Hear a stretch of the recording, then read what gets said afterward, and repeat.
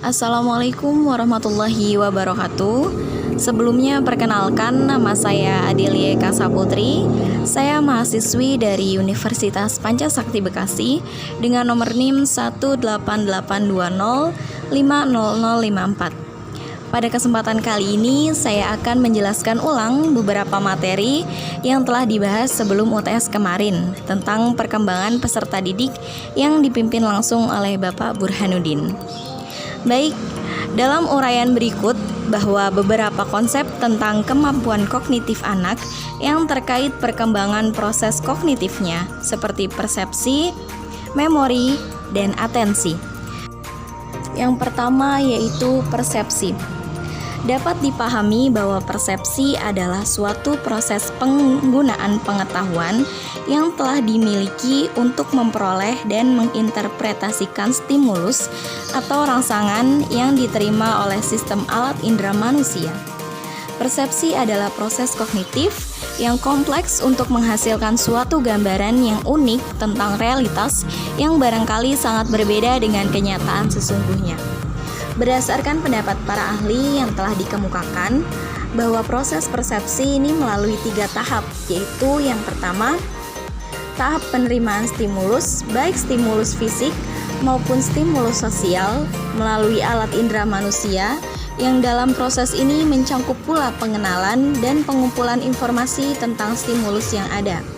Kemudian yang kedua yaitu tahap pengolahan stimulus sosial melalui proses seleksi serta perorganisasian informasi. Kemudian yang ketiga yaitu tahap perubahan stimulus yang diterima individu dalam menanggapi lingkungan proses kognisi yang dipengaruhi oleh pengalaman, cakrawala, serta pengetahuan individu. Yang kedua yaitu memori atau ingatan. Memori adalah sistem kognitif manusia yang mempunyai fungsi menyimpan informasi atau pengalaman. Pada tahun 2005, Suhama mengatakan bahwa ingatan atau memori menunjukkan bahwa proses penyimpanan atau pemeliharaan informasi sepanjang waktu atau maintaining information over time. Memori dibagi menjadi beberapa bagian, yaitu yang pertama, memori sensoris atau pencatat indrawi. Pola aktivitas netral yang dihasilkan ketika stimulasi mencapai reseptor. Kemudian diproses melalui pencatatan indrawi hanya sekitar 1/4 detik. Sedangkan reseptor sendiri adalah komponen-komponen sistem indrawi untuk melihat, mendengar, merasakan, dan mencium. Yang kedua yaitu memori jangka pendek.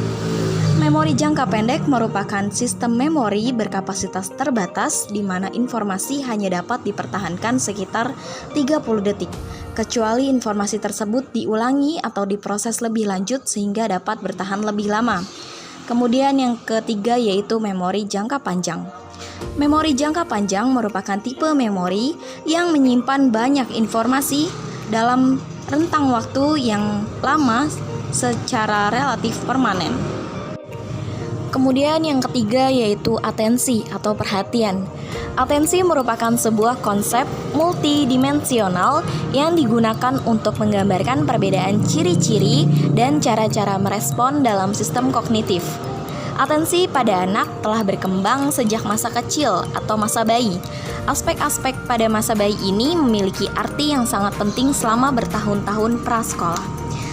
Aspek atensi terbagi menjadi 5. Yang pertama yaitu reseptor adjustment atau penyesuaian alat indera terhadap objek yang menjadi perhatiannya. Kemudian yang kedua yaitu postural adjustment atau penyesuaian sikap tubuh terhadap objek yang menjadi perhatiannya, adalah yang meraih perhatiannya. Kemudian yang ketiga yaitu muscle tension atau adanya tegangan otot. Dalam hal ini berhubungan dengan adanya perhatian, disitulah adanya permustaan energi. Kemudian yang keempat yaitu central nervous adjustment atau penyesuaian saraf pusat dalam melakukan perhatian. Hal ini dikarenakan dalam setiap penyesuaian mekanisme saraf pusatlah yang mengaturnya. Kemudian yang terakhir yaitu increases cleverness atau semakin jelas objek yang menjadi perhatian akan semakin menarik perhatian individu. Faktor yang mempengaruhi atensi sendiri terbagi menjadi dua. Yang pertama yaitu faktor internal berupa motivus atau needs, preparatory set atau kesiapan untuk berespon, interest atau menaruh perhatian pada yang diminati, dan faktor eksternal berupa intensitas dan ukuran, kontras dan novelty, repetition atau pengulangan, dan movement atau gerakan. Ya, itulah tadi penjelasan tentang karakteristik dan keterampilan serta perkembangan peserta didik dari saya. Kurang lebihnya saya mohon maaf, and see you next video. Bye!